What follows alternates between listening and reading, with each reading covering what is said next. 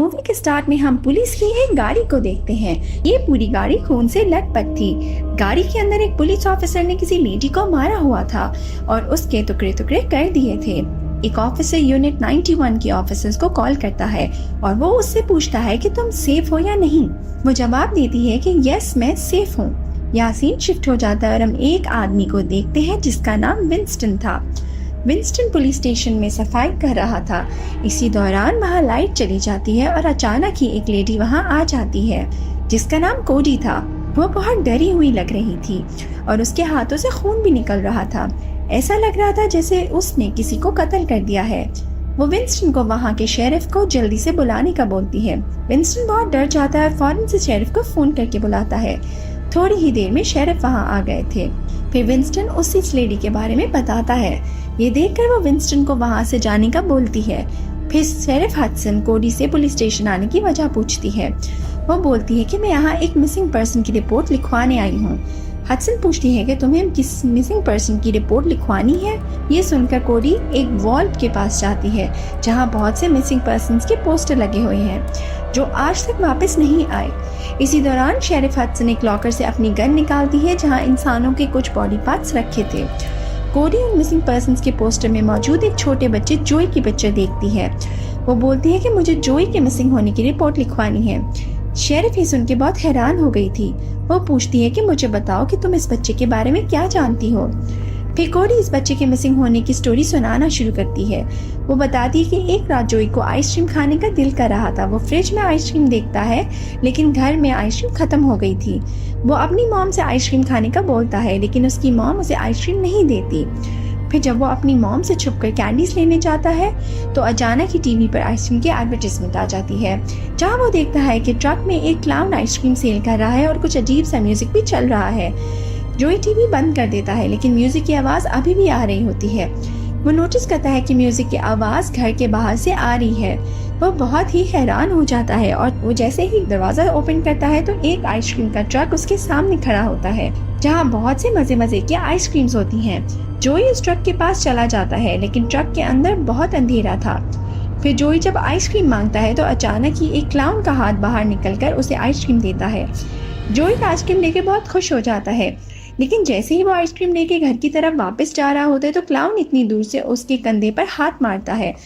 जोई जब मर कर देखता है तो क्लाउन से कुछ मांग रहा होता है। जोई समझता है कि वो आइसक्रीम के पैसे मांग रहा है। वो बोलता है कि मैं अभी अपनी मॉम से तुम्हें पैसे ला के देता हूँ लेकिन क्लाउन उसे रोक देता है। फिर वो अपना हाथ लंबा करके जोई के सीने पर लगाता है तो अचानक ही जोई जमने लग जाता है और उसका खून यानी ब्लड आइसक्रीम से बाहर निकलता है। क्लाउन ये देख के बहुत खुश होता है। फिर वो जोई को अपने ट्रक में डाल के वहाँ से चला गया था। हम देखते हैं कि उसने जोई को फ्रीजर में बंद करके ले गया है। जोई वहाँ से निकलने की बहुत कोशिश करता है। अचानक ही क्लाउन वहाँ आकर उसे खा जाता है। कोडी बोलती है कि जोई इसी तरह गायब हुआ था और आज तक वापस नहीं आया। हडसन कहती है कि मुझे तुम्हारी बातों पर यकीन नहीं आ रहा। इस पर कोडी बोलती है कि मुझे ये भी पता है कि एक और मिसिंग लड़की टेमी राइट कैसे गायब हुई। वो बताती है कि टैमी अपनी मॉम से डोर अकेली करती थी। उसकी मॉम रोज उसे फोन करती थी कि घर वापस आ जाओ लेकिन टैमी उसकी किसी फोन का जवाब नहीं देती थी। उसे एक आजाद जिंदगी गुजारना पसंद था। एक रात को टीवी पर एक हॉरर मूवी देख रही थी कि अचानक ही घर की लाइट्स फ्लिकर्स होने लगती हैं और टीवी के सिग्नल्स चले जाते हैं। काफी कोशिश के बाद भी जब टीवी ठीक नहीं होता तो वो सो जाती है। रात में सोते हुए जैसे ही उसकी आंख खुलती है तो वो सामने खुद के एक फोन के साथ खड़ा देखती है। फिर अचानक ही घर को आग लगना शुरू हो जाती है लेकिन ये बस एक सपना था। असल में अब उसकी आंख खुल जाती है। वो बहुत घबरा जाती है। अचानक ही टीवी खुद ही ऑन हो जाता है और उस पर कॉल्स करने के लिए ऐड आना शुरू हो जाती हैं। टैमी फिर से टीवी देखने लग गई थी। अचानक ही टीवी पर एक डेटिंग कॉन्फ्रेंस कंपनी का ऐड आता है। टैमी क्योंकि बोर हो रही थी तो वो फौरन उस नंबर पर कॉल करती है। थोड़ी ही देर बाद एक लड़के की कॉल आती है। फिर वो दोनों बातें करने लगते हैं। टैमी महसूस करती है कि फोन की दूसरी तरफ लड़का काफी नर्वस हो रहा है। वो इसे टीज करने लगती है। अचानक ही वो लड़का खामोश हो जाता है। टैमी थोड़ी हैरान हो जाती है। तभी वो लड़का बोलता है कि तुम्हें इतने पास से टीवी नहीं देखना चाहिए। टैमी बहुत दूर हो जाती है और फौरन से टीवी बंद कर देती है। वो बोलता है कि तुमने जो गुनाह किए हैं वो सब कौन मैं जानता हूँ और तुम्हें इन सब का हिसाब देना होगा। टेमी फौरन से कॉल कट कर देती है। इसी दौरान घर की लाइट्स खराब होने लगती हैं। अचानक ही टेमी को उसकी मॉम दिखाई देती हैं जो टेबल पर बैठी रो रही थी। टेमी बहुत अफसरदा और खौफजदा भी हो जाती है, लेकिन अगले ही लम्हे उसकी मॉम वहाँ से गायब हो जाती हैं। टेमी को कुछ समझ नहीं आता कि सब क्या हो रहा है। इसी दौरान फोन पर फिर से रिंग होती है। टेमी कांपते हुए फोन आंसर करती है तो दूसरी तरफ उसकी मॉम होती है। डर के मारे फोन उसके हाथ से गिर जाता है। अचानक ही टीवी की स्क्रीन क्रैक हो जाती है और उसके अंदर से एक बहुत तेज लाइट निकलती है जो टेमी को अपने साथ लेकर टीवी में गायब हो जाती है। कोडी बताती है कि उसकी मॉम को इस बारे में कुछ नहीं पता। वो आज भी अपनी बेटी का वेट कर रही थी। शेरिफ की स्टोरी सुनकर बहुत कंफ्यूज हो गए थे। इसी दौरान पुलिस स्टेशन का फोन बजता है। कोडी शेरिफ को बोलती है कि क्या तुम वो फोन पिक नहीं करेगी। हडसन फोन पिक करने करती है, जहाँ एक लड़की बहुत परेशान होती है और हडसन को वहाँ आने का बोलती है। हडसन उसे हौसला देती है कि बस एक तूफान है, तुम परेशान ना हो, कुछ ही देर में सब ठीक हो जाएगा। फिर हडसन फोन बंद कर देती है। कोडी बोलती है कि मिसेस फ्रांसिस को ज्यादा ही परेशान हो रही हैं। शेरिफ हडसन ये बात सुन के हैरान हो जाती है। वो उससे पूछती है कि तुम्हें कैसे पता चला कि ये कॉल किसकी की थी। कोडी बोलती है कि कभी कभी सच आपके सामने ही होता है, लेकिन आपको दिखाई नहीं देता। फिर कोडी उन पोस्टर में से एक लड़की लैला के मिसिंग होने के बारे में बताना शुरू करती है। यहाँ वह एक आदमी को बिल्डिंग की सफाई करते हुए देखते हैं। अचानक ही उसे किसी लड़की की कॉल चिल्लाने की आवाज आती है। वो आवाज का पीछा करते हुए एक रूम में जाता है, जहाँ वो देखता है कि एक टेबल पर किसी टाउन का मिनिएचर मॉडल रखा हुआ है। वो गौर करता है कि आवाजें इसी मॉडल से आ रही हैं। जब वो इस मॉडल को नजदीक से देखता है तो उसे रोड पर दो लड़कियां चलती नजर आती हैं। ये आवाज लैला की थी जो अपनी जख्मी दोस्त को लेकर टाउन की सड़क पर जा रही थी। थोड़ी ही देर में उसकी दोस्त मर जाती है। अगले सीन में हम देखते हैं कि लैला रोड पर पेट्रोल छिड़कते हुए जा रही है। वो उस टाउन को आग लगाकर जला देना चाहती थी। हम देखते हैं कि इस टाउन के काफी लोग अजीब हैं। वो सब बनावटी लगते हैं क्योंकि ये सब इस मिनिएचर टाउन के मिनिएचर टॉयज थे। इधर लैला पेट्रोल को आग लगाने के लिए क्रैक स्टिक्स जलाती है। इसी दौरान ये सब टॉयज लैला को मारने के लिए आगे आ रहे थे। बाहर खड़ा वो आदमी ये सब देख रहा होता है। लैला फ्लेयर निकाल रही है कि इन टॉयज से बचने के लिए पीछे हट रही होती है तो अचानक ही सब टॉयज गायब हो जाते हैं क्योंकि लैला टेबल से नीचे गिर गया था। फिर वो आदमी लैला की डॉल उठाकर वापस टेबल पर रख देता है, लेकिन इसी दौरान बाकी मिनिएचर टॉयज खुद ही इस टाउन को आग लगाकर जला देते हैं, जिसमें लैला भी जल जाती है। यहाँ हमें पता चलता है कि ये टॉयज इंसान ही थे जो यहाँ डॉल्स बनकर फंस गए थे। बाहर खड़ा वो आदमी सब देख के खामोशी से वहाँ से चला जाता है और इस तरह लैला भी गायब हो गई थी। इन सब कहानियों का क्या मकसद है ये अभी आपको समझ नहीं आ रहा होगा, लेकिन मूवी में आगे चल के आपको सब समझ आ जाएगा। फिर हम देखते हैं कि शेरिफ हडसन ये सब सुनकर बहुत गुस्से में आ जाती है। वो कोडी को बोलती है कि मुझे तुम्हारी किसी भी कहानी पर यकीन नहीं आ रहा। तुम यहाँ बैठो और खुद को सारी रात कहानियां सुनाती रहो।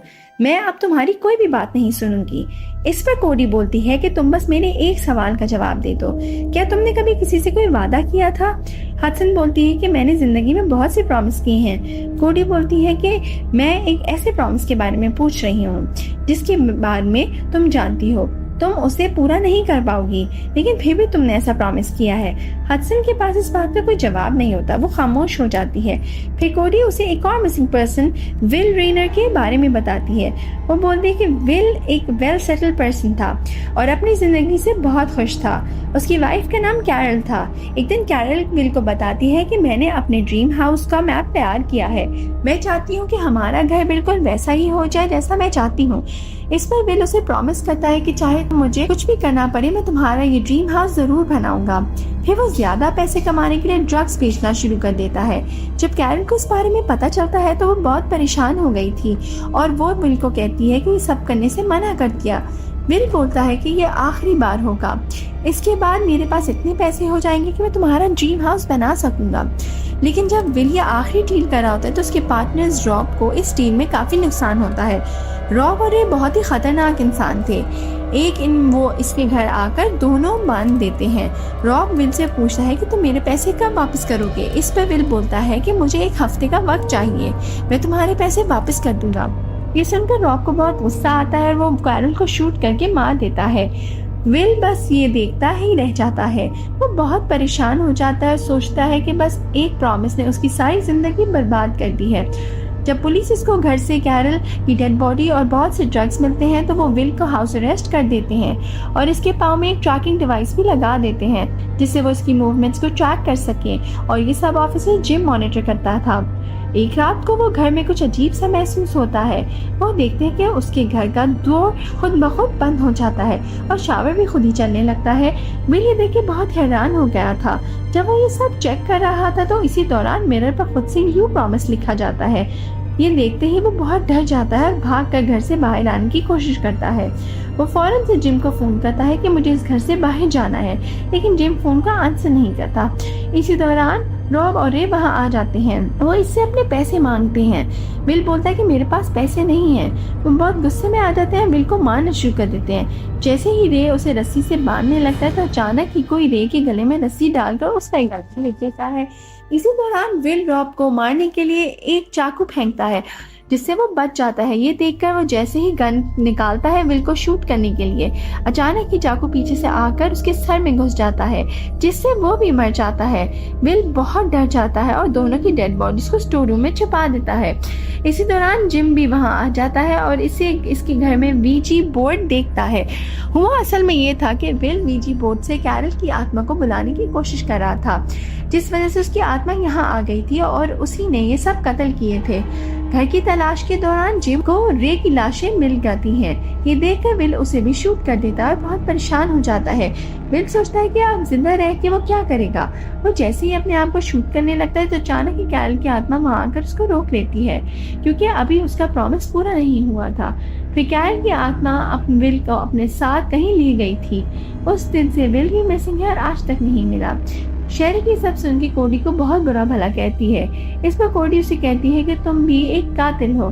शेरिफ बहुत गुस्से में आ जाता है क्योंकि वो जानती है कि इस लेडी को सब राज के बारे में पता चल गया है। वो उसे अपनी गन से शूट कर देती है। इसी दौरान विंस्टन वहाँ आ जाता है और ये सब देख लेता है। शेरिफ उसको भी मार देता है। फिर वो दोनों की बॉडी के टुकड़ों के अलग बैग में डाल देती है और वहाँ से जाते हुए पुलिस स्टेशन को आग लगा देती है। हम देखते हैं कि कोडी का पोस्टर भी अभी तक मिसिंग पर्सन में शामिल हो जाता है और यहाँ मूवी खत्म हो जाती है।